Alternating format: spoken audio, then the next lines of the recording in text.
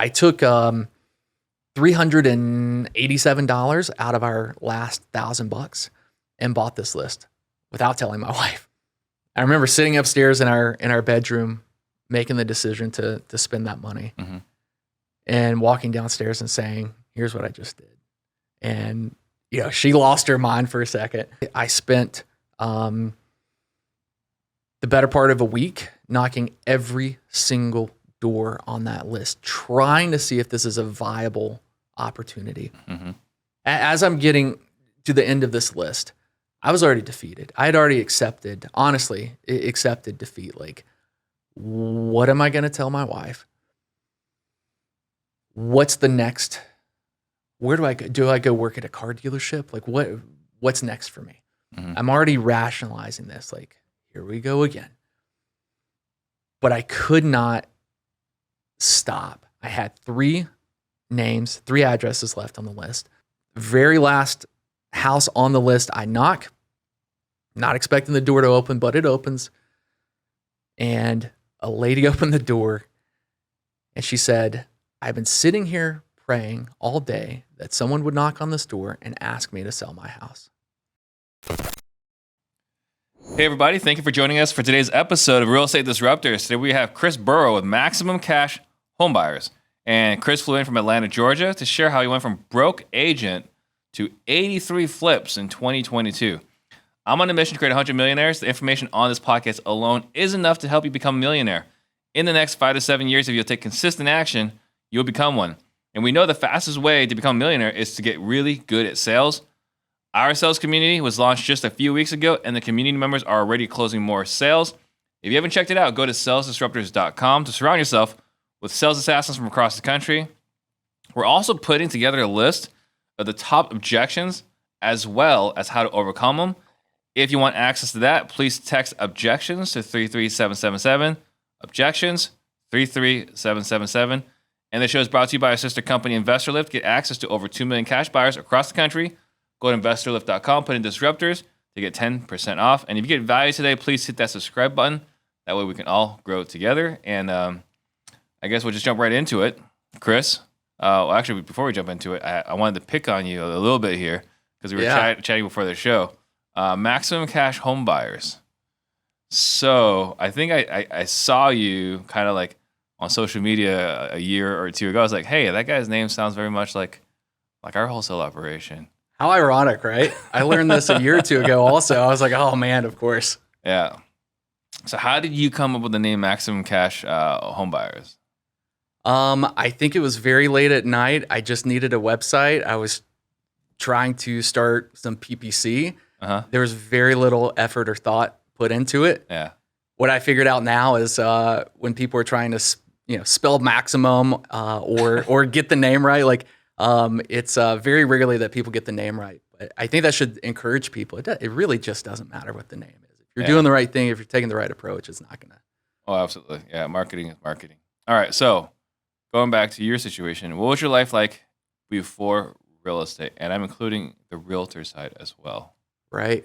Before you got became a realtor even, what were you doing? Door-to-door sales. Door-to-door sales? Yeah. Selling what? Selling cable, internet, security, you name it. I would knock on a door and try to literally like get your foot in the door. And it was very much a beat them up and fast talking, a totally different sales approach than what we're used to in real estate. Yeah, so that's when they say get your foot in the door, like that's quite literally, right? Yeah. It is if you position your body the right way, like it makes it difficult to close the door. So that's like those were the techniques that I was taught. You have to learn these ninja techniques. Yeah. So door-to-door sales, was there anything else you were doing before you got into door-to-door sales? Cable disconnects, climbing poles. I would knock on people's doors that were behind on their cable or internet. So they'd have a $500 bill. I'd knock on the door and say, hey, if you don't pay me right now, I am climbing that pole. I'm turning your stuff off. So collections. Door-to-door collections. That's got to be, I mean, you're talking about door-to-door sales being a pretty tough gig. Yeah. Door-to-door collections, I imagine, is pretty tough as well. Absolutely tough. The job was sold to me as a technician job of, hey, see if you can collect this bill. If not, you climb the pole. Well, we made $2 to climb a pole, risking your life. I figured out I get paid 10% of every dollar I collected. It's way easier to make this a collections job and then work with people. So we could do all sorts of stuff, take post-dated checks. There's ways to solve the problems, but I made that a sales job and not a technician job. Were there ever any fears of having the ladder kicked out while you were up high? Oh yeah, that was absolutely a threat. People would say, "You climb that, I'm kicking your ass off the ladder." And sometimes you have to call the cops because there was a very real threat, or people would threaten, "You turn my TV off, turn off my Andy Griffith, I'll shoot you." You know? Did that ever happen? No. Did you call the cops before you climbed the ladder? There's maybe 1 or 2 times, but most people, I mean, they're upset, right? It's the last thing they have. It's the last, like, it's one of those comforts that people are just not willing to lose. Sure. You know? Well, I've said before, one of my favorite experiences someone can have on their resume is collections. Yeah. Right? Because if someone's done collections, they know how to reach out to a person in a very difficult scenario, get screamed at on the phones. You were door to door. Yeah. But get screamed at on the phones, calm that person down, and then try to come into an amicable resolution with another person. So was that your experience?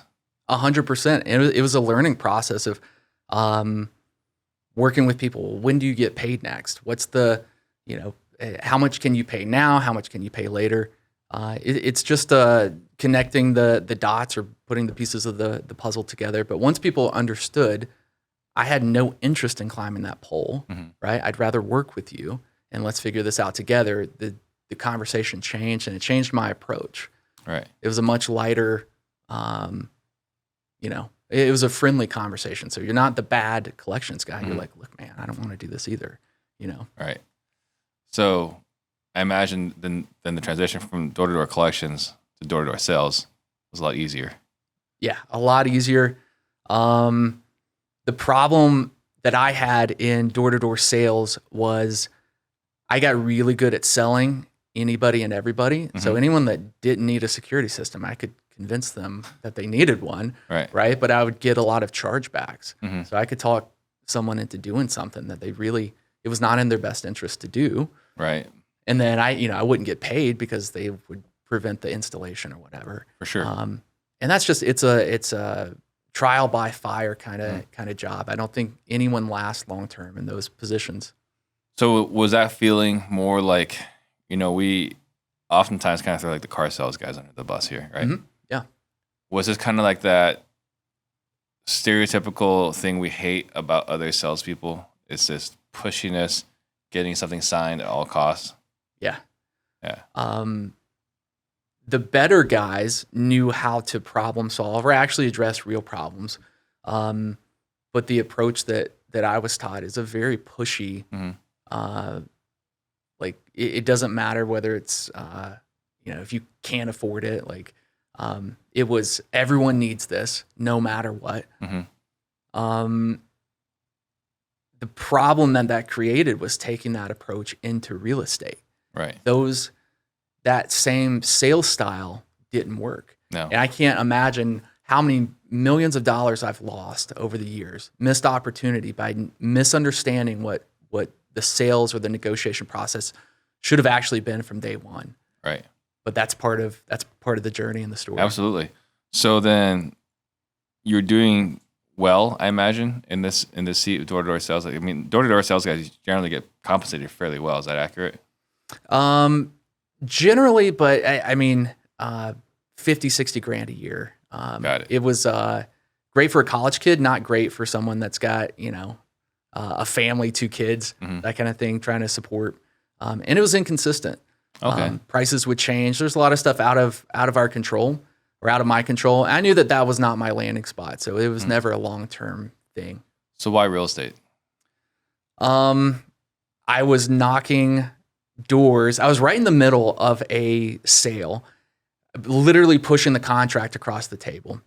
And it was a lady named Amy Gonzalez, and she stopped me. I'm pushing for the signature, and she said, "Let's pause for a second. I need to get you a book." And so she went in the back. She got a Gary Keller book. I think maybe the one thing I can't remember. I can't remember which book it was, but she said, have you Remember the thought color? about, what is it? Remember the color? Was I it a red don't. book? Yes. So the $1 Million Real Estate Agent. $1 Million Real Estate Agent. Thank you. Yeah. She gave me the book and she said, you need to get into real estate. Mm-hmm. And I said, yeah, but about this like contract, I was only worried about losing this. And she was like, you would crush it in real estate. You really need to do this. The deal fell apart, but I listened to her. Well, I took the book. I didn't think anything else about this. She was a realtor, I presume? She was a realtor. Okay. Yeah. I did not think much more about it.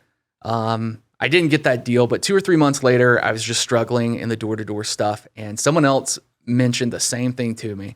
So I went back to Amy and said, hey, how do I do this? I went and got licensed and joined Keller Williams for a period of time, and that was the introduction into real estate. Got it. So you were indoctrinated by a realtor. Right. And then you got licensed, I presume, joined a brokerage, lots of promises, lots of hope. What were the promises like? What was the reality become a realtor? This was 2015. The market was not quite as competitive. This was also in North Carolina. North Carolina is slightly more difficult to get your license in than other states. I'm in Georgia now. Everyone's cousins, nephews, aunt is an agent there. So there's I had a little bit of an advantage at that time, but I came out swinging. I did 25 transactions first year with no like sphere of influence. They pushed like friends and family, and that just felt I didn't do that. Yeah. So I You're a hunter. Yeah, I transitioned for sale by owners into listings, and that was kind of my bread and butter for a couple of years. Going from door-to-door sales to calling cancels and expires is like such a not simple, but it's such a direct translation. Yeah. It was a natural transition, and it just did not feel all that difficult. But what did feel difficult is the real estate agent mentality or the culture, and something about that just felt inauthentic to me. What's that? There seems to be like, if you think about the stereotypical real estate agent, roll up in a Mercedes, right? Like dressed to the nines. You have to speak a certain way. You have to, I just had this image, but that was also what was being taught to me in the circles that I was in. It's like, this is what it looks like. And it just didn't feel authentic to me. I felt like I had to kiss people's ass. And it just did not suit my personality. Yeah. What is your personality? I think to be a little bit more real, with the danger of coming across maybe slightly crass, or maybe I can occasionally rub people the wrong way. Sure. But I found that there is, I'm able to build trust. And when I'm being actually who I am, that's where I can establish and nurture relationships. And I don't have to pretend to be something I'm not. Right. I feel like real estate investing lends itself more to that than me being this like agent in a suit on a billboard. Maybe the industry is more in line with how you're wired. Probably. I wouldn't say realtors are necessarily inauthentic. I'm saying for you to fit the persona Absolutely. of the realtor probably wasn't the best fit. Correct. I think it's a skill set fit, and it's the way I felt at the time. Yeah. You know. Well, because look, the reason I bring this up, because I've gone through the realtor route, right, as well. I mean, I'm still technically licensed. Same here. The things I hated the most, because you said you didn't like calling friends and family. Things I hated the most was calling Chris. Right, it's been 4 months since you bought that house with me. Hey, Chris, how you doing? How's the family? You guys have anything fun planned this summer? Right, and these kinds of questions were just grating on my soul because it's so not me. I don't call anybody to ask what they get planned for the summer. Right. And that's what we had to do all the time. We had to do frog, right? Family, recreation, occupation, goals, or forward, family, occupation, recreation, and dreams, right? Like those are the two things that the preacher like, what would I say to them? I was like, well, talk about these 4 things. Like, I don't want to talk to them about these things. I think you're hitting the nail on the head of the part that I felt uncomfortable with is every time I did actually care about a friend or family, I'm thinking that they're cringing, like I have ulterior motives. Right. That they're thinking, Well, they didn't Chris trust wants us that we actually wanted the best for them. Absolutely. And so it creates a dynamic of like, people are always like, what's he after? Yeah. Is he saying this because he cares, or is he saying this because he's Correct. trying to sell me something? Correct. Yeah. Absolutely. So I struggle with that as well. Yeah. So between that, the having to care more about people that you wouldn't normally hang out with, and then the other thing that kind of was a shocker for me was I left Intel because I was tired of having a boss. And as a realtor, everyone's your boss. Right. Yeah. How'd you deal with that? Horrible. Absolutely horrible. There was one, the end, the beginning of the end, and really the end of the end was one deal that I had both sides of a transaction, and I had poured everything into this lady. Yeah. Everything. And her house that I was listing, it was under contract. We're going through a repair request and that negotiation. I've been looking for a house for her. We've gone to, 30 houses. I've spent a significant amount of time, probably 2 months, working with this one person. And she says, I've decided not to sell. I said, hey, is it because of the repair request? I mean, it's $1,500. You know, it's the, I even volunteered to pay it. She said, out of principle, I'm not selling. I will not do it. I will not allow you to contribute your commission to help solve this. It was done. So I'm counting on $7-8 grand. That's going to get me through the next 2 months, and it all comes crashing down. And that was where I just felt so out of control. Like, I don't have control of this entire process. And the compounding effect of like everything that we just talked about. I was like, I'm out. I cannot do this anymore. Yeah. So the realtor thing, not in love with it. Right.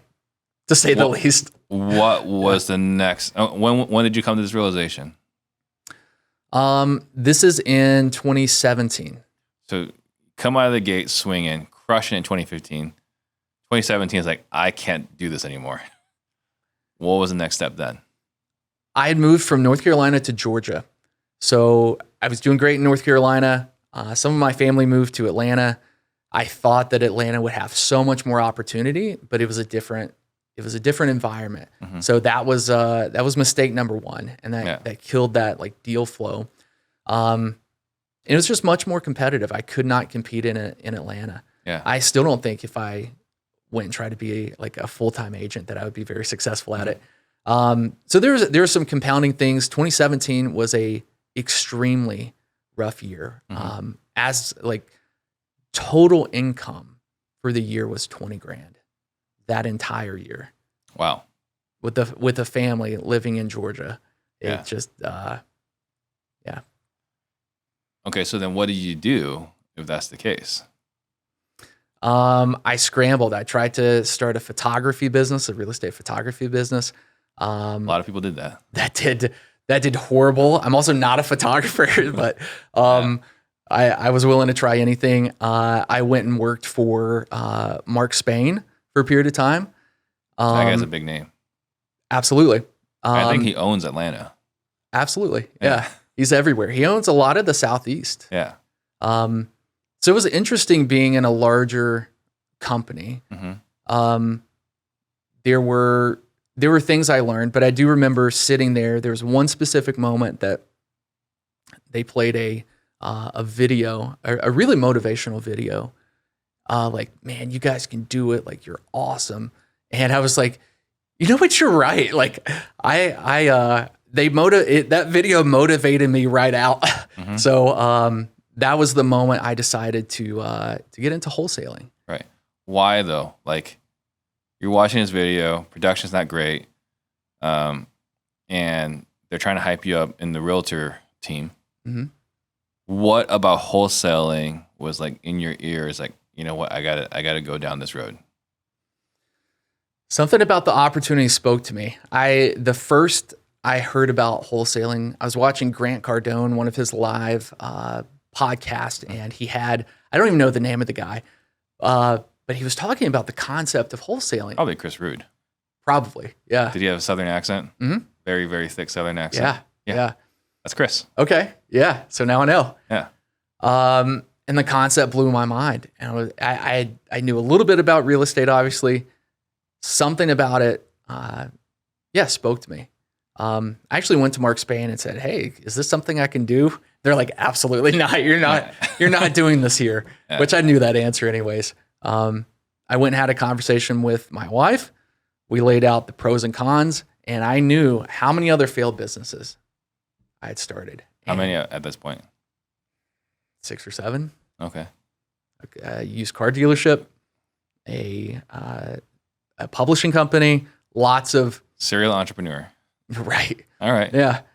And I failed, and I knew I was beginning to feel the pressure of when am I going to stop failing? Like, is this going to be another one? Because I'm stepping out once again out of this comfort zone, out of this, I wasn't making very much money, so there wasn't much of a comfort zone, but still to not convince my wife, but to get her on board with this is what's happening next. I knew the stakes were extremely high, and it was one of those, Tony Robbins, like burn the ships kind of moment. There is no room for failure anymore. There is no backup plan. There is absolutely none. We had negative money. That it was down to the last $1,000, and that was it. So talk to me about this, because there's a lot of people I think that kind of go through this scenario and maybe even experienced it last year as well, right? Like, as an entrepreneur, one of the hardest things is that we have to grind and sacrifice. And that includes sacrificing time with the spouse, time with the family, living on less, right? Because like we got to take this money, we got to put it back into the business. And then we do this venture and this venture and this venture. And somewhere along the way, I know I've had this conversation with my wife many, many years ago. It's like, are you done playing? Like, are we going to start, like, are you going to go get a real job? Are you going to go make this work, this and that? What was that conversation like, in the depths? Because those are some of the most trying times. We can look back and triumph later on, but those are some of the toughest moments in our career. She's been very supportive and very gracious to allow me to go fail or succeed. The pressure I was feeling was less about pressure she was putting on me, and more so I understood what had happened in the month or two previous to that. Neither one of us knew this, but she mentioned to her sister that we didn't have enough money to pay rent. We were behind on our cell phone bill, behind on utilities, robbing Peter to pay Paul, that vicious cycle that I'm sure a lot of people are familiar with. Her sister went and told her parents. Her parents gave us $3,000 to make it into the next month. And I had never once ever asked anyone for money. And I was so humiliated is the best word. Just humiliated that someone had to step in and, rescue us. So that was the pressure that was starting to mount of like, this has the potential to get really bad if I don't figure this out real quick.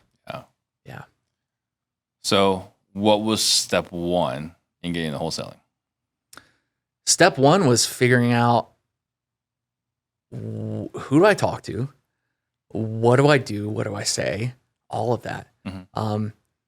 I bought a list, pared that down into like multiple motivations that I thought would translate into wholesaling, and then I did what I knew how to do, and that's door knock, and door knocked. I also, like cold called them, left them messages, that kind of thing. But I took $387 out of our last $1,000 and bought this list without telling my wife, without telling Megan.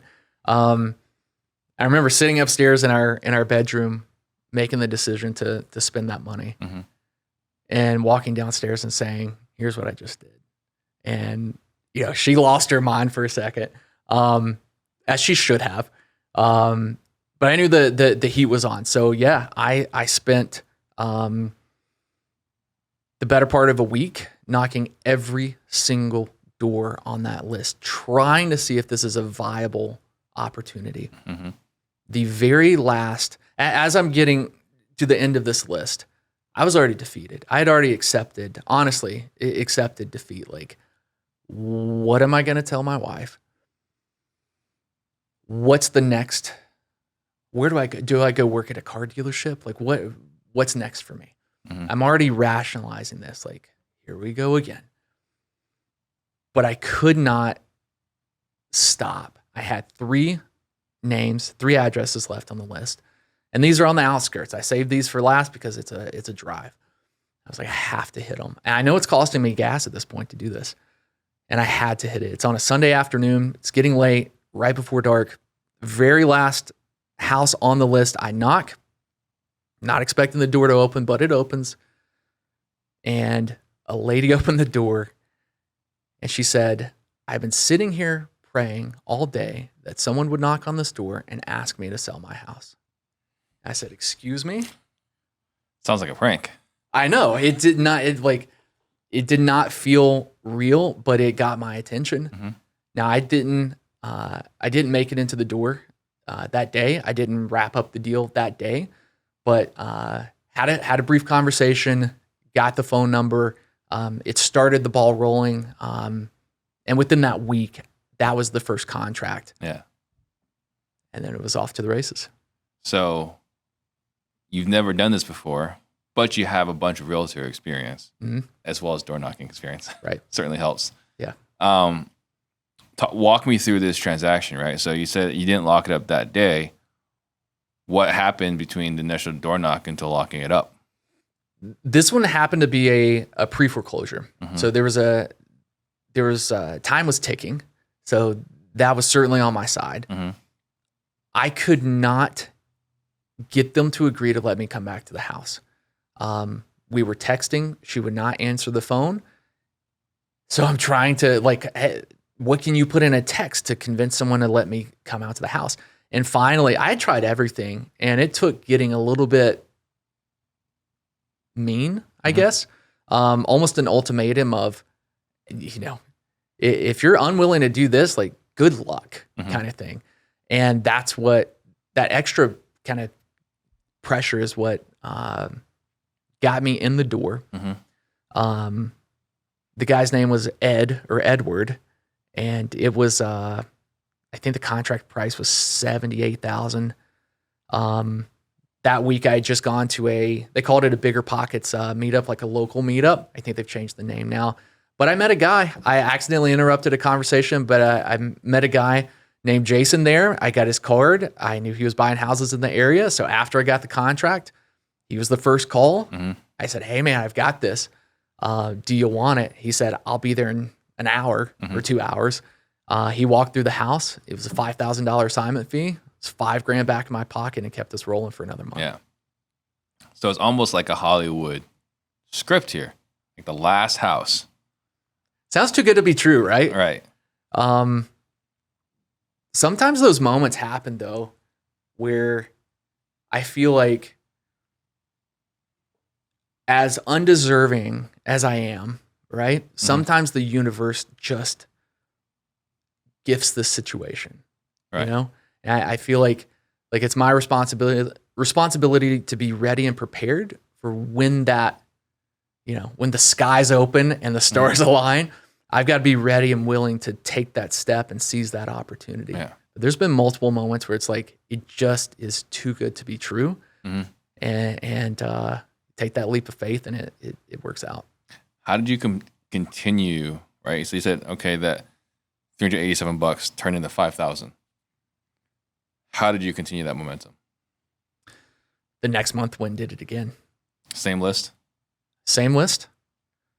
This is where things started to change a little bit, where I realized I might not have to use the same techniques. It actually took me a couple of years to fully work through this. The second deal we did, a lady named Dana, I remember the conversation. She would not let me in the house. And I started to go into this like pitch thing. She interrupted me. She had a story to tell. Her husband had died of cancer 6 months ago. We sat there on the porch for 2 hours, and she is pouring her heart out. I didn't have to say a word. Mm-hmm. At the end of this, she says, "How can you help me?" I didn't have to do anything. All I had to do was listen. Mm-hmm. And that was the beginning of me realizing that it's not about what I say. It's about listening. Mm-hmm. And at the end of that, like, we've gained trust through listening. Right. And we're able to apply a solution to whatever that problem is. But it's not because of what I've said. No. Yeah, there's very little to what you say. That's exactly right. And how much they feel like you understand them.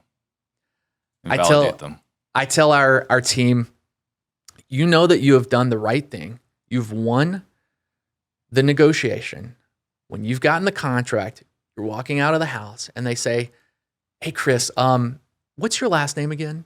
Hey, Chris, remind me the name of your company again. Hey, Chris, let me, you're going to send me a copy of all this, right?" Yeah. Like, that tells you it's not about me. Mm-hmm. I haven't sat there and said, "Well, here's our 5-star reviews. Here's our this is our reputation. Me. They don't know. They have no clue who we are or any of that. It's about how they felt in the moment, and do they trust us to take care of them? Absolutely.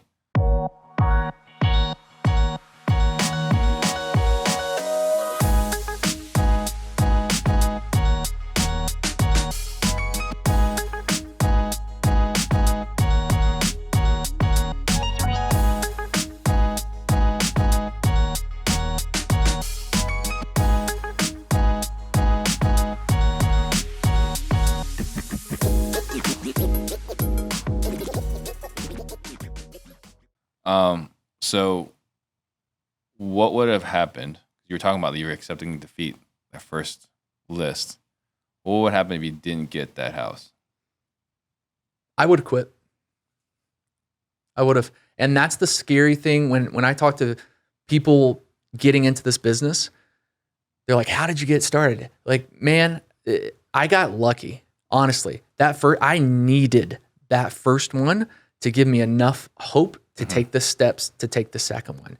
And what I fear is that there are so many people that have tested getting into this business that they're on the wrong side of that cycle. So you know how a sales cycle, you've got this. Well, let's say you put in this amount of effort and you're netting one deal on average every 30 days. But a smaller sample size, that might actually take 60 or 90 days. Well, how many people have quit before they got that first one? Their efforts were not in vain. They would have gotten it. In fact, they might have gotten 2 at the end of that, valley. It's that story, the fable, right, of the digging for gems, right? Like, you're right there.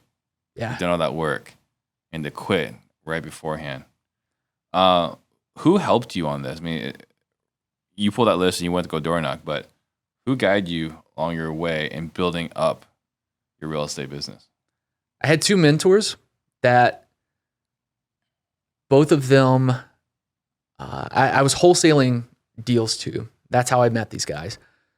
But I knew that they were making money, right? So it's in their best interest to be nice, be kind. But it went beyond that. There was a true friendship and mentorship there. There's a guy named Jeremy Bill. He's out of Atlanta. He owns a Homevestors franchise. I owe him so much. He would stand and talk to me for 1, 2, 3 hours at a time. Every time I would call him, and I could ask anything and everything, and he never asked for anything in return. Like that, what he invested into me is the reason I'm here. Yeah. And every time I talk to him, I remind him, like, I will not forget that, and I thank him every time I talk to him because it just meant that much. So it's my desire, like, as we progress and we learn more, that I'll have those opportunities to show that, like, I have to take extra time, even when it's not convenient for me.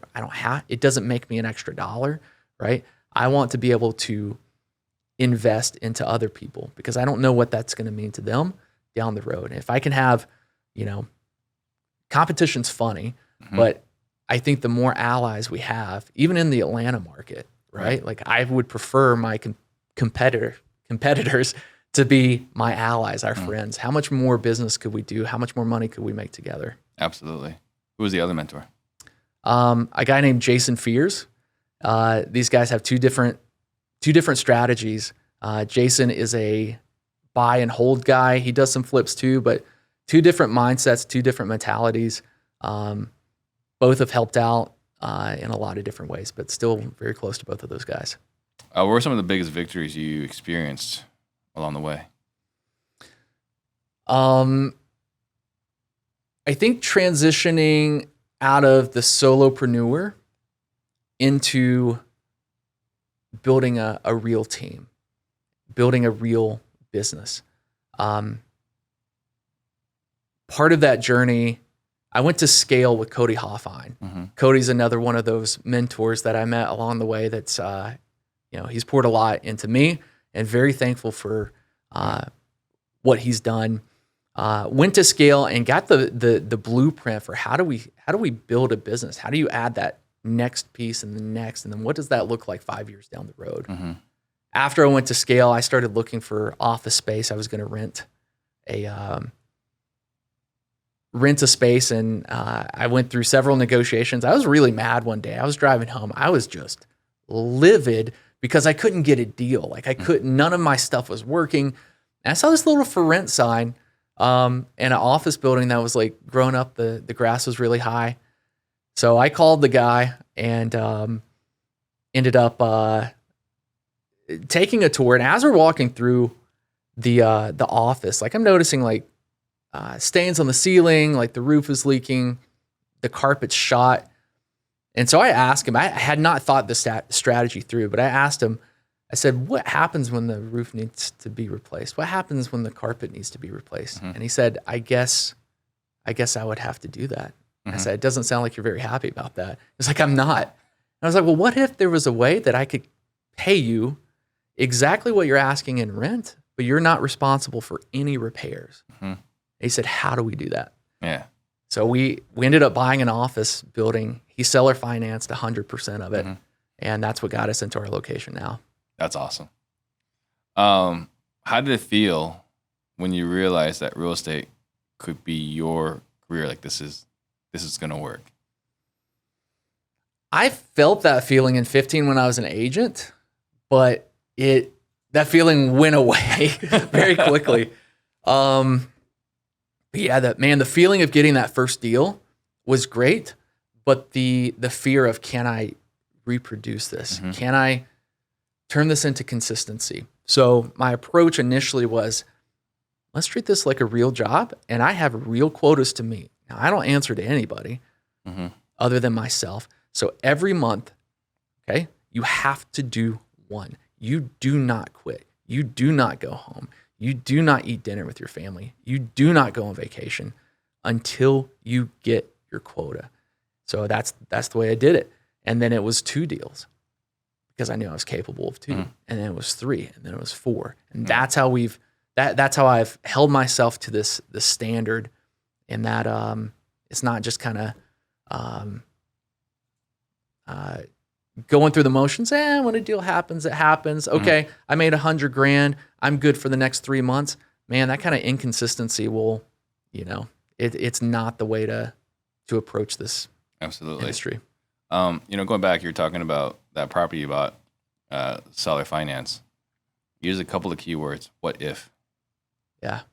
You said that you kind of just figured that out on the spot, or you heard this talking track before? I was familiar with seller finance, but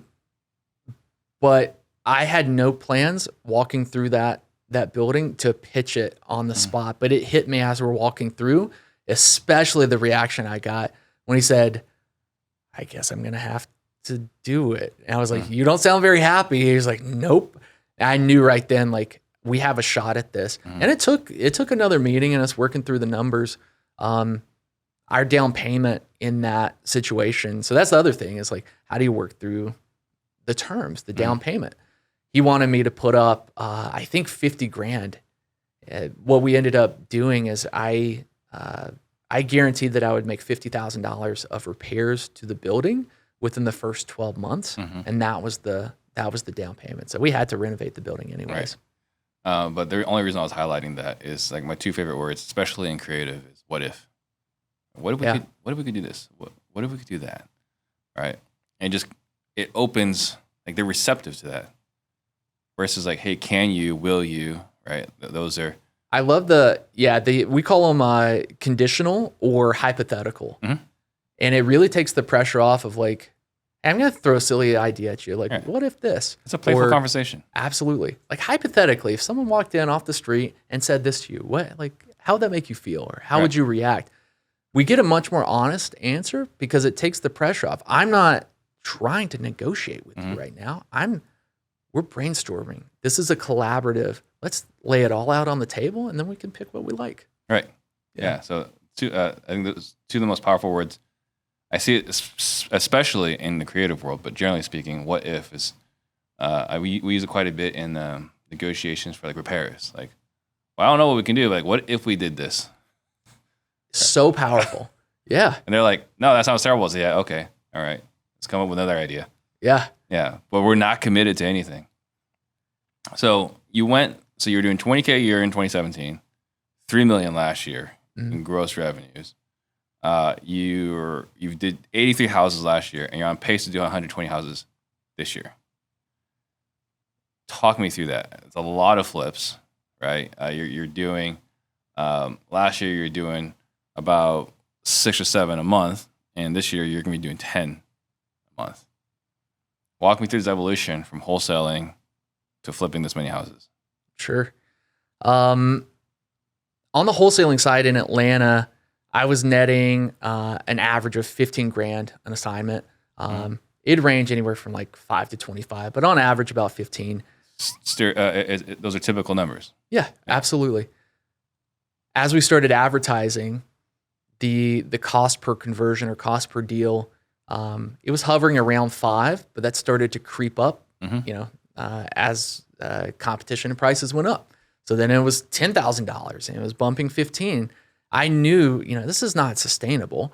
All right. So as our cost went up, okay, I either have to get 2, 3, 4 times the amount of deals out of the same amount of leads. Like, how do I do that? But it hit me. Why not just take the deals we already have and make them 3 times more profitable? Right. How do we do that? The next logical step was wholetail. It's the same as wholesaling. We're just taking it to the MLS, the largest buyers list in the world. And we figured out a formula that works. So it's predictable, at least in my market, it's predictable. We generally have an idea of what they will wholetail for. The only thing I had to figure out was, how do I actually take down this deal? Whose money do I use? Do I use my money? It's stretching us thin, right? Do we go get a private loan? Do we take it down sub 2? What do we do? So the first one we ever did was sub 2. Yeah. So really, it wasn't necessarily like, let's become this major flipper. No, that wasn't the desire. Yeah. So the first thing was, how do we just get a little more juice out of this? And getting more juice out of it really was just listing on the MLS, which isn't really rocket science, but for whatever reason, that's not the most common exit strategy. I don't know why. It's just it's pouring rocket fuel on wholesaling. That's all it is. Is there an extra step there? Is there a little more complication or risk? Sure. But if you're wasting your time with trash deals, like, you're missing the point anyway. So if you're doing good deals, why would you not make as much as you can? Sure. So first one you did sub 2. So you convince the seller to allow you to list it while you're making payments for them. What do you do right now, right? I mean, doing 120 deals, what are you doing right now to fund all these deals? It's taken time, and the advertising that we're spending, it takes a lot of capital, but it's been a slow roll. We take the profit we make and we budget as we add another lead source or strategy. So no, you can't go from 0 to 100. I don't think, the house has to be built. The foundation has to be built. It does take time. Right. But how are you funding it right now? With cash. Who's cash? My cash. Your cash. So You're Are you have a talking private lender. houses or advertising? The wholetails. The wholetails. The majority is private money. Mm-hmm. So it's hard money, but it's not institutional hard money. I'm not going to the guys that advertise, right? The guys that do this for a living. These are relationships that I built through friends and my network. Mm-hmm. I've been able to do some of this through some of the like bourbon groups in Atlanta. There's kind of a group of guys that buy nice bottles of bourbon, collectible stuff, and I kind of figured out like this is a natural transition, you know, or it gets me in front of a lot of people that I can have a conversation with. Right. So we built out a network of private lenders, and we exclusively use that. I fund the actual renovations with cash, and then obviously all of our operations and stuff. Yeah. We're not taking loans out on that stuff. What kind of terms are you getting and borrowing from the Bourbon Club?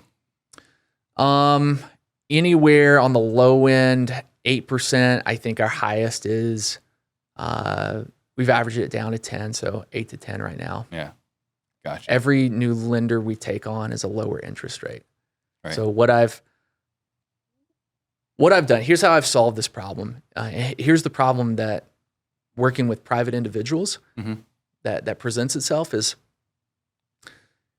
you have a new opportunity and a new lender with X amount of cash, right? Let's say you get a better rate. Well, you're tempted to go back to the guy that you first started loans with and say, well, he's giving me 8%. How about you do this, right? That creates animosity. So what I've guaranteed is when you come on as a lender, I will never come back and renegotiate with you. I will never ask you to for a lower rate. Now I cannot guarantee, however, that we work together for forever. But for as long as we work together, the rate is the rate. On the flip side, I will never take on a new lender that's not lower than the previous one. Right. So, and that's the, to this point, it's worked. I'm sure there's a flaw in the system and we'll have to pivot at some point. I think it sounds like a great system, right? Because like, hey, we're not going to come back and renegotiate. It's just we might not call you anymore. Right. Yeah. Yeah. So for someone that's listening right now who's looking to get, private money on maybe their first wholesale deal, right? Like they're wholesaling right now. Let's start wholetailing. What advice would you give someone doing what you've done now on how to get their first or second private money lender? Think through your network.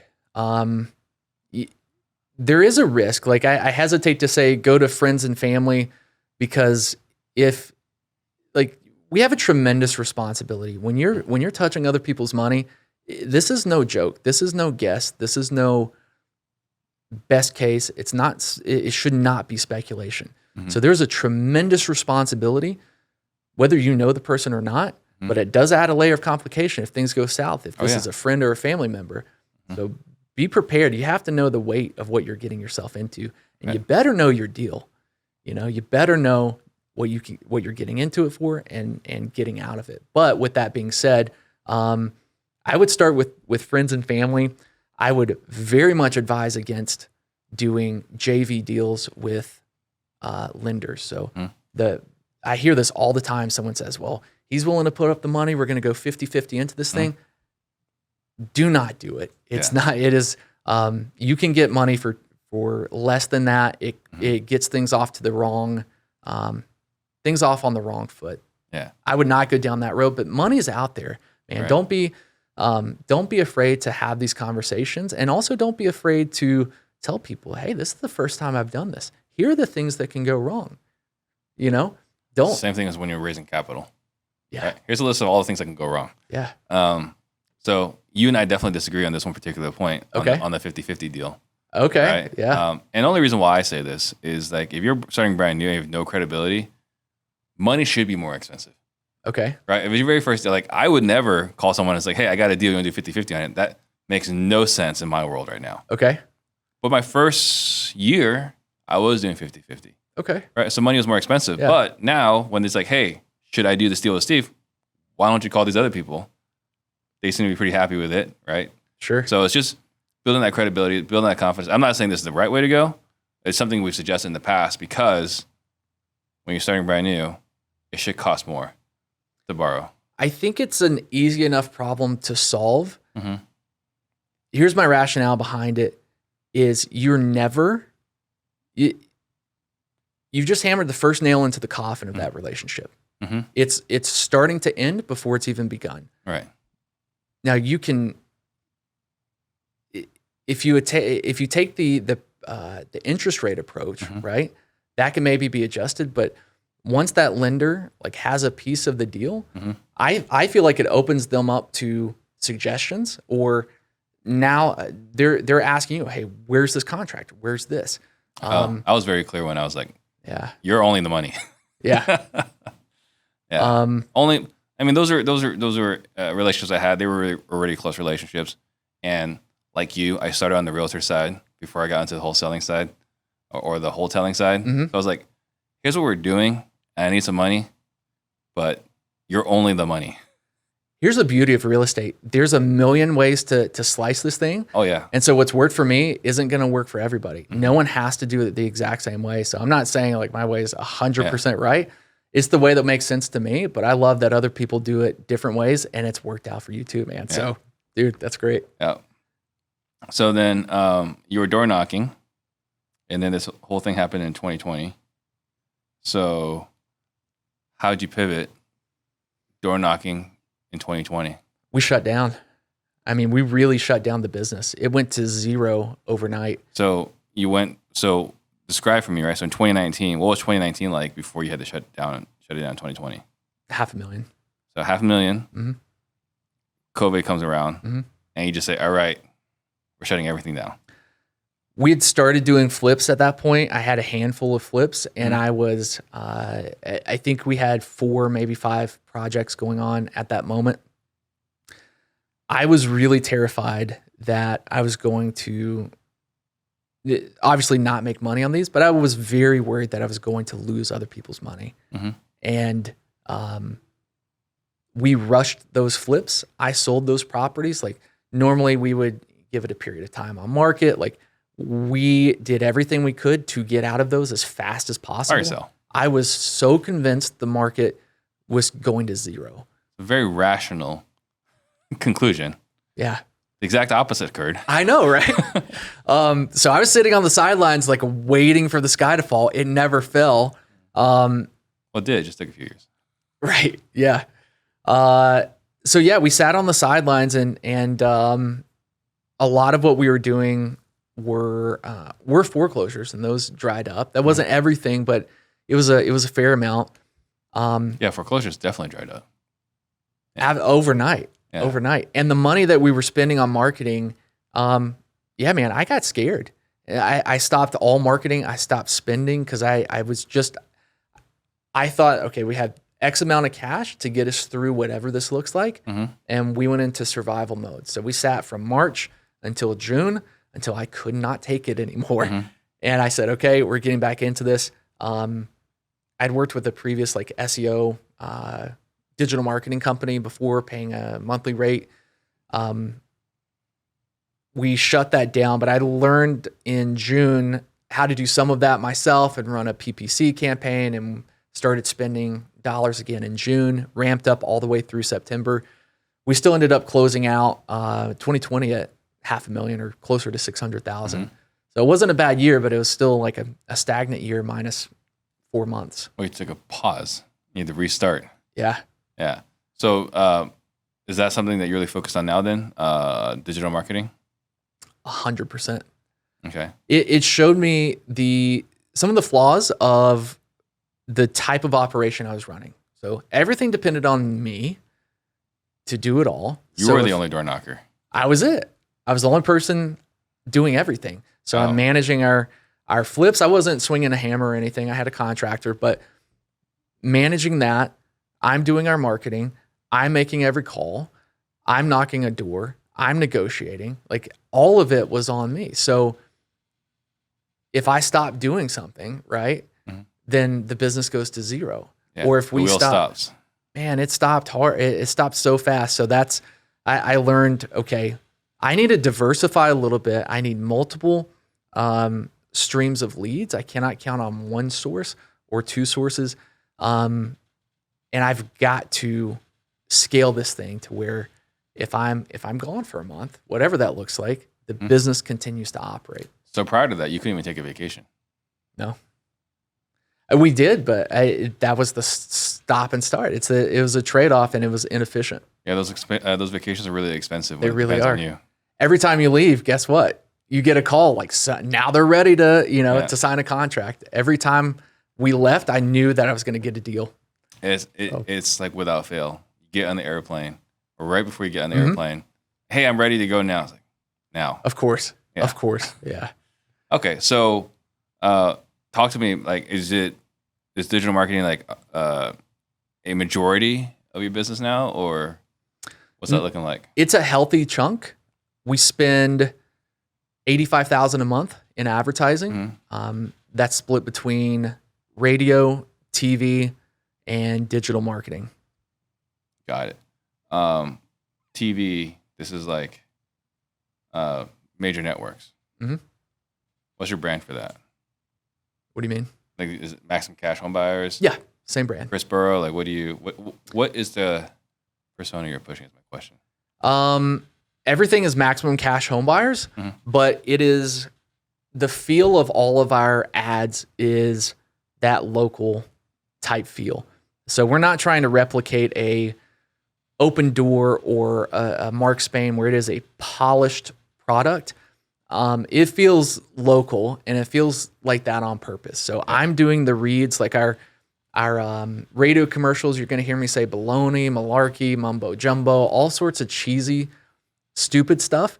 And it's a dry read. Like it feels mom and pop on purpose. And it tends to eliminate your retail ready A+ properties where there's no motivation. I don't want those calls. All right. I want you guys to call. Yeah, please call Mark Spain. Do not call me, right? We have solutions for those now too, but I want your more motivated sellers, right? So I feel like I'm able to speak directly to that person. It doesn't have to be polished. These are not polished situations. And it works. Who are you using for digital marketing? Brandon Bateman. Bateman Collective. Yeah, Bateman Collective. I love those guys. I've been with them since the beginning of 21. Yeah. Brandon is a legit stand-up dude, and I fully endorse him and their company. Yeah, Brandon's a genius. I He always is a genius. enjoy talking to him because he gets it.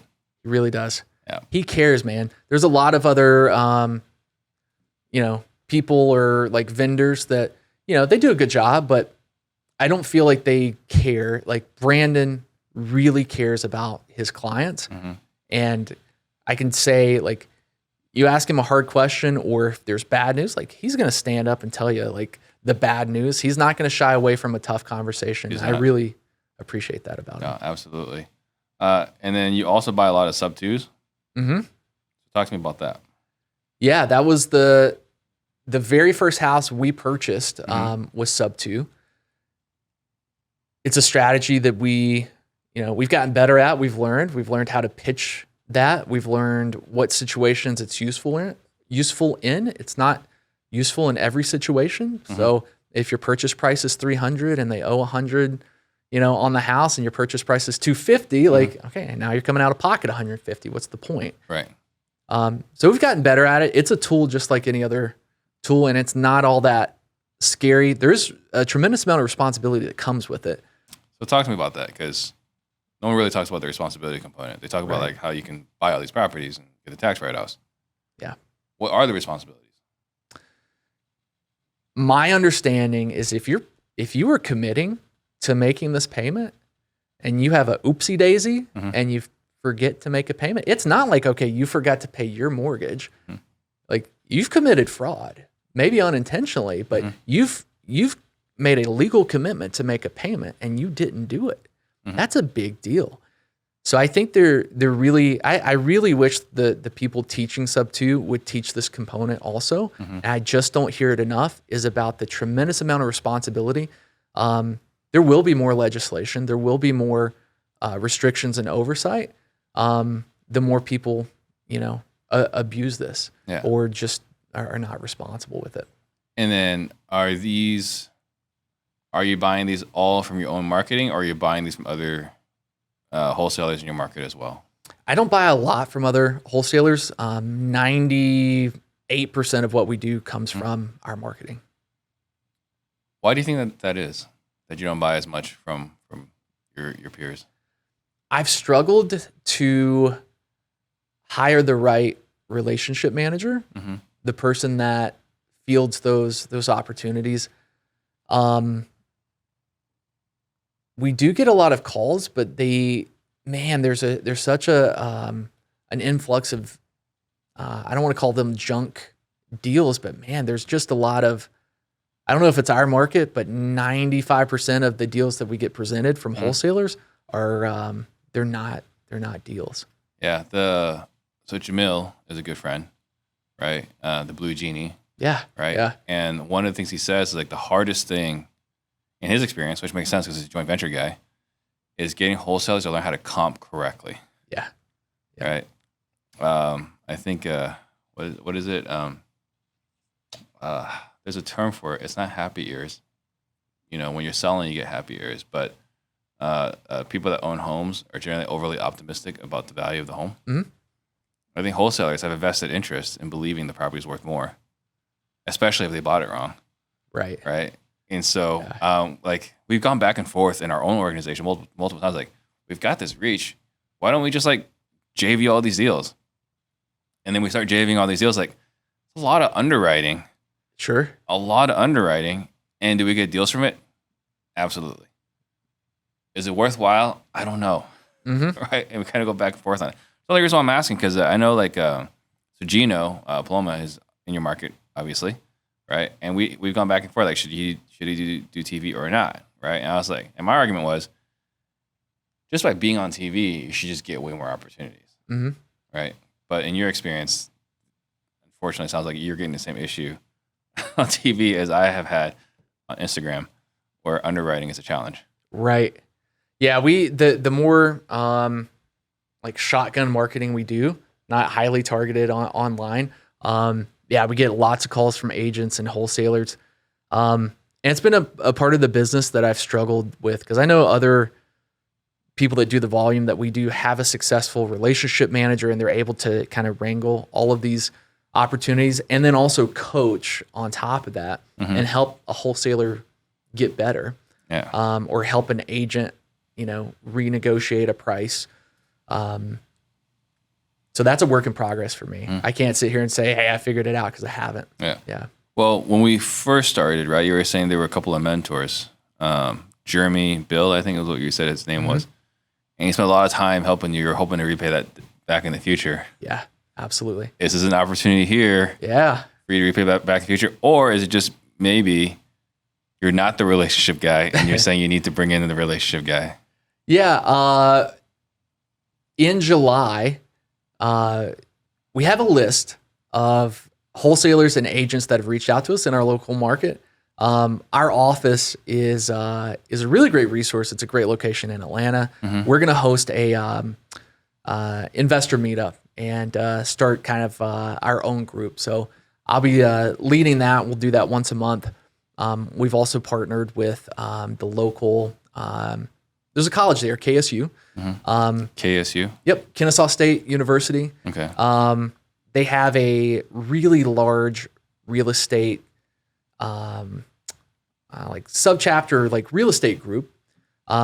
We're going to be hosting some of their real estate club meetups and also speaking in the fall there. So I'm excited about having a chance to kind of give back or share, even if it's a little bit of what I know that maybe helps somebody else. Yeah. I know there's a guy out there as well, I believe in Atlanta, who one of his specialties was interns from the local university. Yeah. I don't remember which university. We finally launched a sales community. For the longest time, people have been asking me, when are you going to launch a general sales training program? You see, we've only been doing real estate sales training for the longest time, and we couldn't quite figure out how to do a general sales training program until very recently. So outside of real estate sales, we also have car sales, auto sales, insurance sales, all sorts of different industries. And if you want to check it out, the link to the Discord is in the description below. Now, if you've been following my journey, you're aware that I've been really geeking out on sales for the last 5 years. I've had the great pleasure of teaching the best house buyers across the country the intricacies of sales. So you could say I'm pretty passionate about it. And very recently, I found another person who is equally geeked out and super qualified to teach sales. And the reason why I say that is he's already had a tremendous career within sales. And again, he knows sales better than anybody else I know. Together with Ian Ross, our goal is to create a platform where the entire sales community can learn, grow, and improve together. We figured out some time ago that you can learn from an instructor, but it's just as effective to learn from your peers. So within this platform, we're gonna have courses, trainings, and all other sorts of live calls. But again, you get to learn from your colleagues. For $97 a month, you're not only gonna have access to great sales trainers, you're also gonna have access to all of our previous courses, which means over $5,000 in value, as well as first premium access to all future products we're gonna record for free, so long as you're a member inside of our community. So whether again, you're in car sales, insurance sales, solar sales, or any other sales industry, find your community of other salespeople and grow your sales, grow yourself, and grow your business. Sign up now.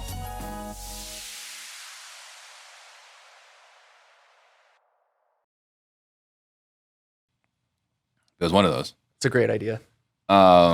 Okay, so at some point you made a conscious decision. I know we touched on it a little bit, but a conscious decision to stop wholesaling and focus predominantly on wholesale rehabbing innovations. So wholesale we already talked about. Why not just get a little bit more out of it if you have access to capital? Which something that Chris we were talking about earlier. One of the things I love about what he says is we always have to be sourcing 3 things: motivated sellers, buyers, and money. There you go. Right? And if we're sourcing money, we can wholesale. Right. Right? Rehabs. We haven't really spent a lot of time talking about rehabs. So talk to me about this journey to rehabbing now. Sure. You get to the point as your deal flow increases that you get really tempted. You see something that just doesn't need a lot of work, right? And that's the natural transition into rehabbing. Mm-hmm. The first year, I worked with 2 or 3 different contractors. Horrible experience. I mean, the same thing that other people go through until I met my contractor. And at the time, he was just painting. As we did more work and I would have like a plumber not show up for a job, he'd volunteer. He'd say, "Hey, I can do the toilets." Mm-hmm. Like, do you know how to do the toilets? No, but I'm going to learn. Mm-hmm. So it was that trust of like, we gave him more opportunity. He was willing to learn. And so he's learned all these different aspects. And so we grew in volume. He grew in skill and what he was able to do. But that relationship really started with respect.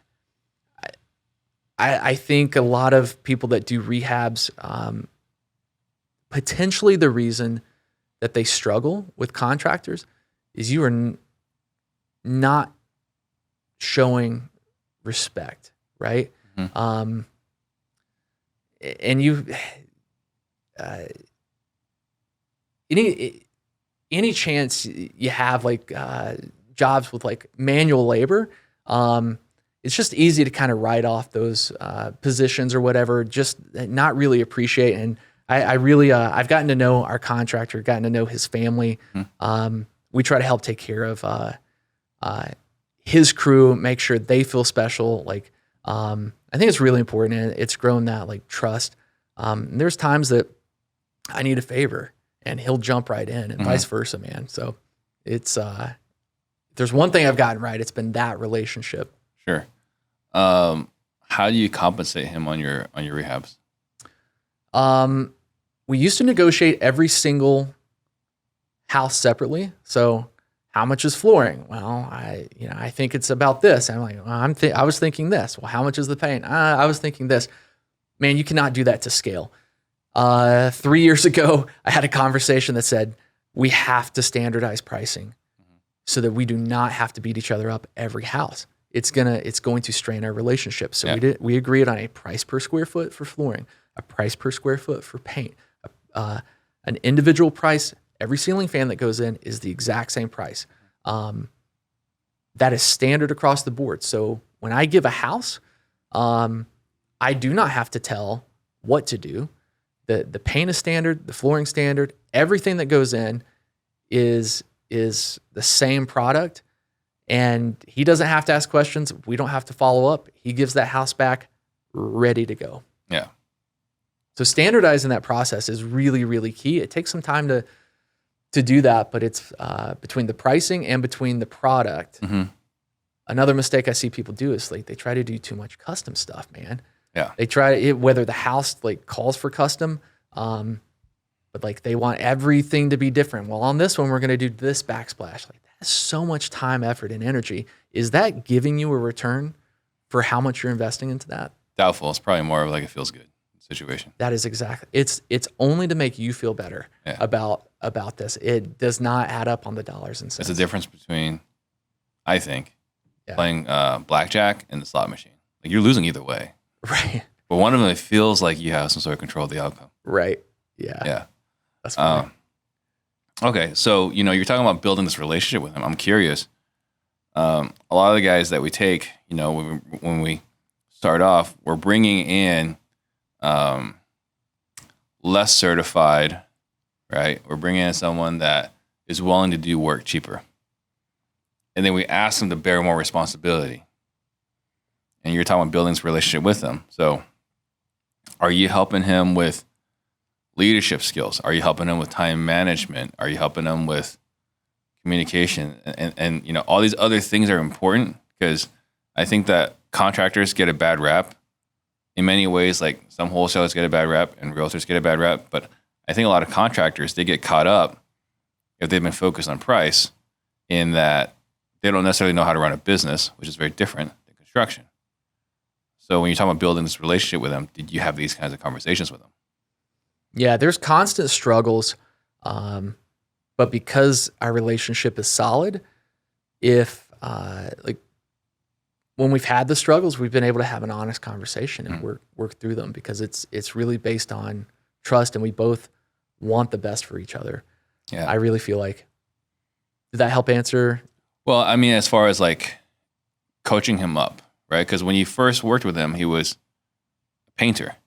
Right? He wasn't a general contractor. I'm not sure. Like, I think you still need to be licensed, bonded, and insured to be a painter officially. Whether that happens or not is a whole nother question. But you have to, you've been trained in one trade, and now you got to add all these other trades, right? To have the whole, what's the word I'm looking for? Collection, right? So to have painting, plumbing, electrical, HVAC certified, roofing certified, like there's a whole bunch of different certifications to get there. Yeah. Are you working with him on top of doing all these different trades and how to effectively manage and be an effective super on all these properties? On the organization side, processes, systems and processes, our COO, I'm not a systems and process guy. And I really struggle in that area. Our COO, he's worked with us for 3 months. So he's 3 months in. We've made tremendous progress. Part of the thing that we're working on right now is implementing better systems for the project management side and what that looks like. As far as helping our contractor manage his crew, he's generally really good at that. We don't have to intervene on a lot of that. He runs a pretty tight ship, and we don't have to. I don't have to micromanage, which is really a blessing. Yeah. But on the organization side, there's been several things. Us figuring out, well, we've got to buy flooring, and we're buying 20 to 30,000 square feet at a time. Like where is that stored? How do we inventory? Those are the things that we've had to figure out. Yeah. Is okay. How do we get a warehouse, a supplier that will let us store this and check it out, house by house? Those are the things that are that's the thorn in my side of as we scale. Those kind of things are tough. So one of the things that you also talked about before was growing up extremely poor. So tell me more about that. We were broke as a joke, man. Yeah. Not a lot of money. And I was very aware of that. It was not a surprise. So there were moments I knew if I wanted something, I would have to go get it.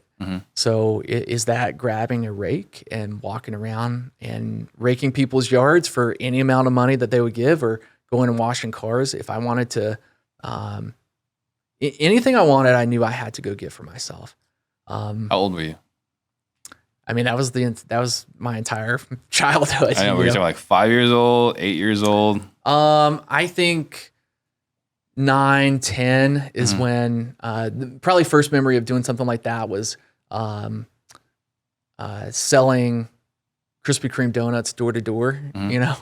That sounds like that should be an easy sell. Yeah, it was. It was an easy sell. You mark it up a couple of dollars. And I can't remember what I was raising money for, but it got me on a trip to something or somewhere. Yeah. But yeah, it's I think helped build that independence. Maybe in a negative way. So one of my challenges, right, in raising my kids is figuring out, like, is the reason I am the way I am is because I had nothing and I knew I'd have to fight for everything. So if I provide to them everything I didn't have, am I am I sabotaging them? Yeah. Their future? And I don't have the answer for that. We're trying and figuring out ways to, not spoil them. How many kids do you have? I've got 2. 2 kids. Yeah. How old are they? They are 9 and 10. Yeah. So mine are 12, 10, and 6. Okay. And so I got the same struggles, right? Because we grew up poor. Didn't know we were poor, right? I knew we weren't rich, right? I didn't know how poor we were until we went to this other guy's house, who owned the biggest hard money lending in Phoenix at the time. Didn't know this, right? As an 8-year-old, you don't know any of these things, right? And we're asking my dad, like, how come their guest house is bigger than our house, right? So this is when you start figuring out, it's like, oh, like, man, we're not doing so great. Yeah. But yeah, I know I'm wired in a certain way, programmed a certain way because we were poor. But at the same time, like, how do we make sure they have that same hunger? Yeah. So the words, we used to lie to our kids and say we were poor, right? But it's not true. Right. So now what kind of precedent are we setting, right? So now the words we use is not in our budget, right? Like we don't have money set aside for that. That makes sense. So now it's not like we can't afford it. It's just it's not in the budget. What they don't realize is that nothing is in the budget, right? Right. So mom and dad used to tell us like we were poor, right? It's like we can't afford it. That's just the facts. Yeah. There's no arguing that. Yeah. Now it's not in the budget. Like, what's in the budget? Like, well, we'll have to figure that out later on. Right. But it's not in the budget. I know we had a very passionate, heated conversation. I remember at Roadrunner Sports. This is just a couple of years ago, maybe 3 years ago, right? And we were there. It was before school. So my wife, myself, my 3 daughters, and the kids try on the shoes. And so whatever the shoe sizes are, she decides we're getting a larger size, right? Okay. So they can grow into it, right? They can grow into it. Yeah. Right. And you talk about, nature versus nurture. How much are we programmed from our circumstances? How much are we just wired this way? I remember telling her, I was like, I made the decision when I was a kid, right? Because I'm tired of wearing shoes that are too big. Right. That when I have kids, we're going to buy shoes that fit. Yeah. Right. And I remember like saying this to myself as a kid. I don't know how old I was. That's so funny that you remember that. Right. Yeah. So then we get into the situation here, and like, now it's on the line. And my wife's like, well, we want to buy bigger shoes. Like, no, we're not. We're buying shoes that fit. Like, this is like a traumatic situation for me. We're buying shoes that fit. That meant a lot to you, man. It did. Yeah. Right. And so the compromise, right, after like some feelings were hurt, was, all right, we're going to buy shoes that fit. And if you want to buy shoes that are bigger, that's up to you. And we did. So okay. Just bought 2 sets of shoes. There you go. Right. So, but yeah, it's a struggle because like how much, again, going back to programming, nature versus nurture, how much, because I believe, right, in our conversation so far, you're a hustler, right? Why else would you do door-to-door sales? Why else would you buy a list and knock on 389 doors? You're driven a certain way. So I think, could the requirement to go pick up a rake and sell Krispy Kreme door to door have maybe etched this groove in your brain a little harder? Probably, but you probably also were a little independent.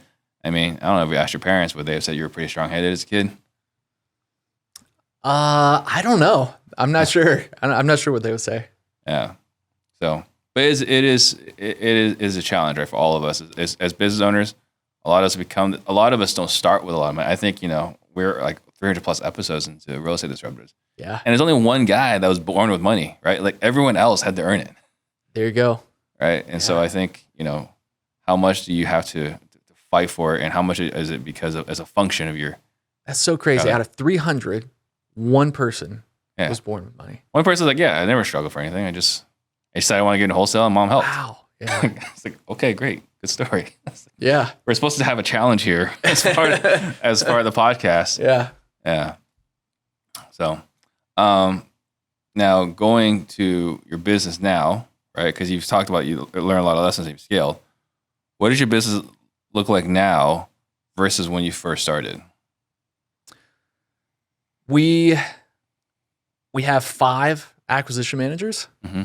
We have a couple of lead managers that answer phone calls. I'm focused entirely on inbound. So we do not do any cold calling, texting. We don't do any outbound sales. Everything is inbound. Mm-hmm. My rationale there is it takes time and money to manage a cold call center or that anyways. I would rather spend the money and save the time and the management. Mm-hmm. I'm not saying the other is wrong. It's just not for me. Right. We have a COO, we have an operations manager, we have an in-house dispo manager that's also our real estate agent. He lists all of our properties.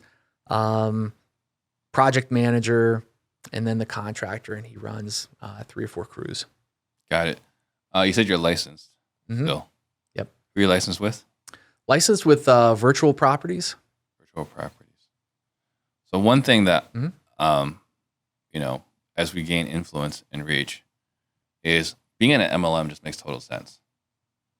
Have you considered this route? Being in an MLM?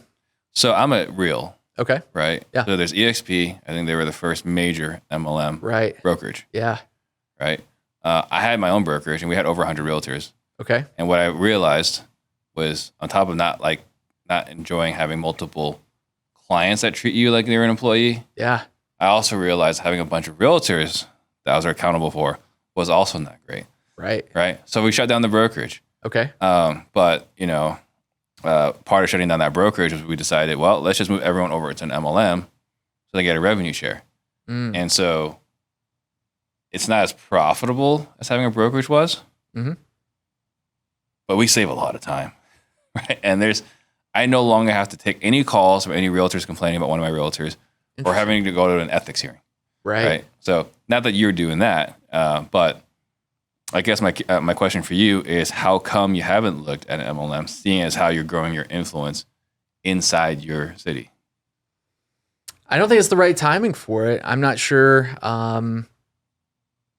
It's not something I put a lot of thought into. So yeah, I'd be happy. It's something I'd be happy to explore. Yeah. What freedom does real estate afford you? Ultimate freedom. But it's a fight to get there. I'm motivated by freedom, so financial freedom, freedom in my schedule.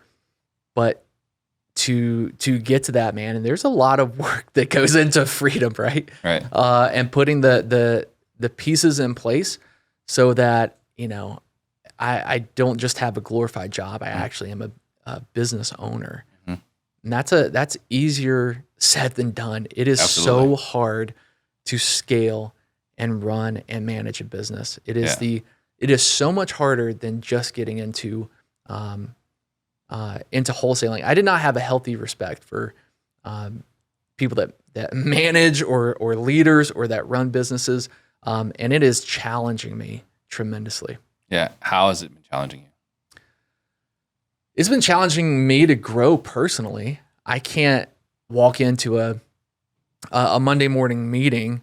Our first 15 to 20 minutes of that is me sharing something that I've learned over the last week, or a bit of insight, or sharing a story and applying that to some kind of motivation or inspiration. Man, I can't do that if I'm not feeding myself with new ideas, new information. If I'm not putting the work in leading an inspired life, Jim Rohn says, who are you kidding walking in, asking people to, organize the business or do this if you haven't even organized your garage, right? So there's a tremendous amount of pressure on me to take care of myself. So I mean, from what I'm doing on a daily basis, my learning, my health, everything. And as I get better in these areas, our business continues to grow. And I feel like those two things are connected. Yeah, and you mentioned before that you've lost a lot of weight. Yeah. So what prompted that, and what have you accomplished? Well, honestly, I was tired of being a fat ass. That's number one. That's what prompted it. Yeah. But it's not been an overnight thing. It is it's been a struggle. At the beginning of 21, I had started losing a little bit of weight, but I went in to scale with Cody Hoffine, and I went in. I was a little bit arrogant. I was smug, and I was super proud of making $500,000. And I walked in there I knew I needed to learn some stuff, but man, I was not in the right mindset, and Cody sniffed that out immediately, man. So Cody pulled me to the side. He didn't do this in front of anybody else. And he said, "Man, I love that you're successful. I love that you're doing what you do, but just by looking at you, I wouldn't be able to tell. I would never guess that you're a business owner." And he said, "Act like you belong here." And what that meant to me was, dude, you are capable of so much more. You have not arrived, Chris. Stop. You have more potential. And he gave me a book. He gave me Leading an Inspired Life. And that book mentions how tall will a tree grow to be? Well, as tall as it can, right? So that was a challenge to me of, dude, you haven't arrived. Do you have the potential to be better, to be more? Absolutely. So let's get after it. Let's do it. So yeah, I kind of shifted my focus. Most recently, so it's not just been, okay, I can do it. It's been a little bit at a time. Back in October of 22, I was just struggling to work out consistently every day. And one day I had a wave of clarity that said, okay, so if you struggle to do it, stop letting it be in your control. So I hired a personal trainer to come to my house. Yeah. I don't have to show up to a gym because guess what? That's in my control. I'm just not going to do it. So I have a trainer that comes to my house at 7 a.m., 5 days a week to kick my ass. When I signed up, they said, "Do you want to do 3 months, 4 months?" I said, What's the longest contract I can sign? Yeah. They said a year, but we don't recommend it. I said, I'm doing a year. Absolutely. I'm prepaying. I'm not getting this money back. Yeah. And that's what we did. That's and then awesome. More recently, I just hired a nutritionist because, man, I struggle. I love eating. I love drinking. And I need someone that's not afraid to tell me and not afraid to yell at me. So that's been over the last 2.5 months. Right. Yeah. I put, so we had I don't know what's the word we're looking for. Commitment, right? I posted something on Facebook last week, maybe this week. like how you talk to yourself matters, right? So instead of saying I'm trying to get down to 190, I'm now saying I'm training to get down to 190, and your attitude's different. Yeah. Right. If I'm training to versus I'm trying to. And then the other thing I was, we treat like every decision is like an independent decision, right? If I eat this donut, but it's just a single event, right? But now I got wholesaler at my ear, and it's like every decision you make is a vote towards your effective self or your ineffective self. That's powerful. So now every decision is a factor in your long-term decision or your long-term desires. Mm-hmm. So I put this little post about this. Ben Mott, a friend of mine who works for Eric Brewer, he's like, hey, let's make a dashboard about this. This is like, that sounds totally nerdy. Like, what the heck are you talking about? Yeah. So I got a text message from him. It's like, we made a Plecto board. Yeah. So now it's on a Plecto board. Yep. So now somehow I committed myself to this 190 thing. I was like, I was just sharing some awesome. lessons. Yeah. And now my weight's going to be a dashboard for the world to see. Man, Eric and Ben Mott, those are great guys. Yeah. I do some coaching with Eric. Yeah. I've had a conversation with Ben Mott. He helped us with some Plecto stuff also. Yeah. That's funny. Just straight. Oh yeah, here's the link. Thank you. What is your why? What is my why? Freedom. Mm-hmm. Yeah. Are you familiar with the Enneagram? Yes. So I'm an 8. I'm a challenger, mm-hmm. and part of that main internal motivation is to not be controlled by mm-hmm. anyone or anything. So I feel like my why is overall freedom, like financial freedom, but also the freedom to help people when I want to. More specifically, obviously, I mean my family, my kids, and creating that generational wealth and providing opportunities that I never had. But yeah, man, ultimately freedom to do what I want to do and love to do. How good are you at the Enneagram? Not as good as my wife. I know a little bit. Okay. So I think when I took it, I couldn't remember, I'm a 3, that's the strongest, but I think I was an 8 right behind that. So you're goal oriented, right? Mm-hmm. Yeah. Yeah. So it's interesting because my wife's like, hey, we should take the Enneagram. I was like, this just looks stupid. Right? That's what I thought at first too. This doesn't look very scientific. Yeah. And you take it like, wow. It's scary accurate. And then on top of that, you take that with your spouse, and it's like, how do you two relate to each other? And I think the Enneagram is a better tool to see how you interact with another person than the predictive index, how you work with another person. Because that's good too, right? It's more scientific, it appears. Mm-hmm. But the Enneagram, it's pretty spot. It's like, here are the things you fight about. It's like, these are the things we fight about. It really is, isn't it? Yeah. It is scary how accurate that is. And it offered me some perspective of how I'm perceived mm-hmm. in those moments. And it's like, I think it's helped chill me out in some circumstances, or me be more aware of how am I coming across. Mm-hmm. Sometimes my passion translates as anger, and that can intimidate people sometimes. So you were at KW. Mm-hmm. So the disc is a huge thing. Yeah. KW, right? And I remember one of the things that would piss people off. So we're trying to figure out what someone is. Mm-hmm. Like, are you quick to anger? Right? Because that's how you can tell it's a high D. Yeah, right? exactly. It's like, I am not quick to anger. It was just always an amusing and entertaining experience. What's your biggest struggle right now? Biggest struggle right now is managing our acquisition managers. Mm-hmm. Sales has always been, my thing. I've trained all of our AMs. What I figured out very recently is, although I can train and I feel like I'm really skilled at that, I suck at being a sales manager. Mm-hmm. So much that we just hired a director of sales. And this is it's a challenge for me because this is me giving up control or giving up my baby or mm-hmm. giving up part of the business that I thought I would always run. So, but it's a necessary step in the evolution of our company, mm-hmm. and me realizing that as much as I want to be good at this, I'm letting down some of our team members, and I am prohibiting their success and them getting better at their job. Right. Yeah. Managing salespeople is tough. Yeah. It's been the bane of my entire career. But, working with Ren, fortunately, there is a way to effectively lead salespeople, as we cover a lot in our sales leadership training. How do you stay motivated? I feel like I'm just naturally motivated, but I think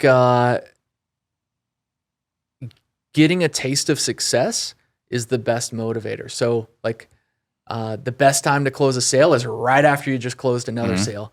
So I think you've got to stay in the reason why consistent production is so important is because it that last win connects you so easily to the next win. So how do I stay motivated is by staying motivated and winning. Right.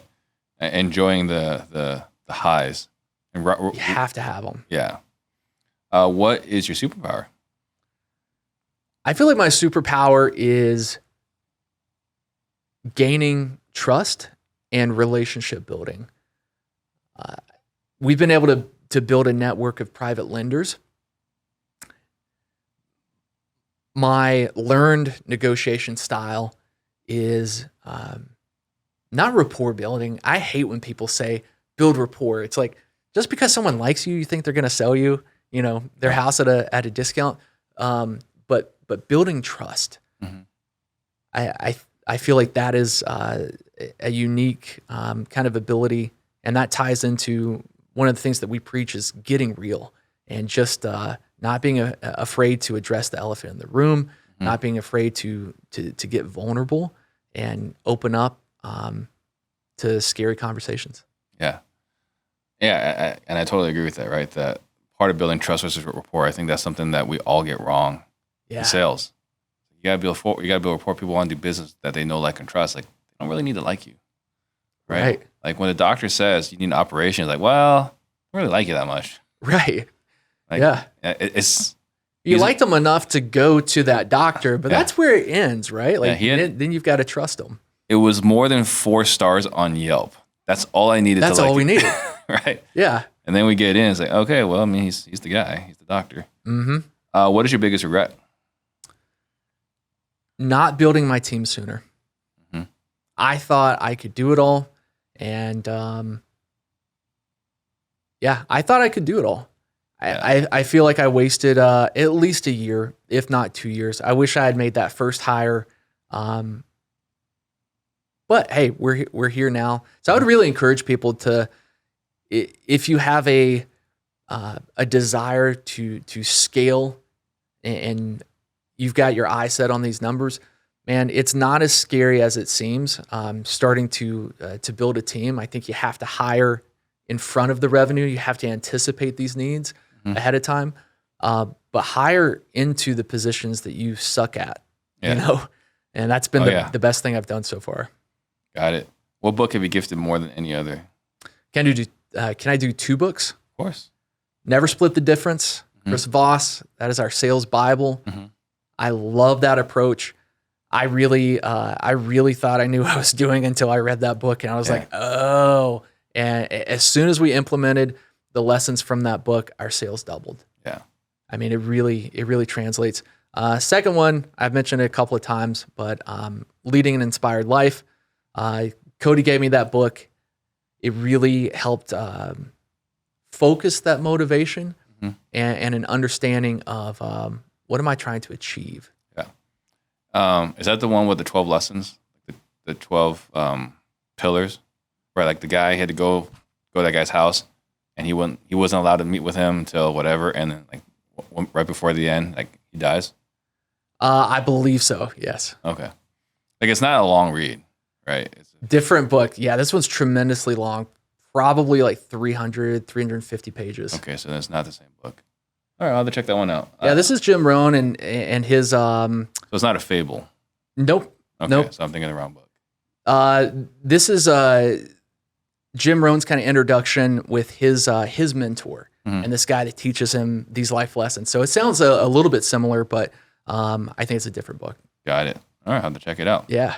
So I want you to think about a message you want to leave all the listeners with. I want to make a couple of quick announcements. Guys, if you got value today, please subscribe. Don't keep us a secret. You subscribing can help us reach more people. And again, we're on a mission to create 100 millionaires. Next week, we got Elijah Rubin, Keith Everett, Alex Sines. Check it out. This is going to be the first time we're going to have 3 guests in here, so we'll see how this goes. And then, we were talking about the objections. If you guys are running into objections, we're building up a list of the top 10 objections. We're going to compile it, give you our input on the best way to overcome those. So text the word objections to 33777. And then when we compile it, you guys will get it immediately. What are some last thoughts you'd like to leave everybody with? Last thoughts. Dive in. You can't achieve anything without getting started, right? Second one is get real. I've got a sign in my office that it's a pink neon sign, and it means a couple of things. One, hey, go get it, go get real estate. But 2, man, just get real with people. Don't try to pretend like you're this sales professional and you say everything the right way. People don't want that. People want someone that's real, that's going to be vulnerable, and just meet them at their level. Kind of goes back to why the other career just didn't work out for you. Exactly. Yeah. If someone wants to get a hold of you, what's the best way for them to reach you?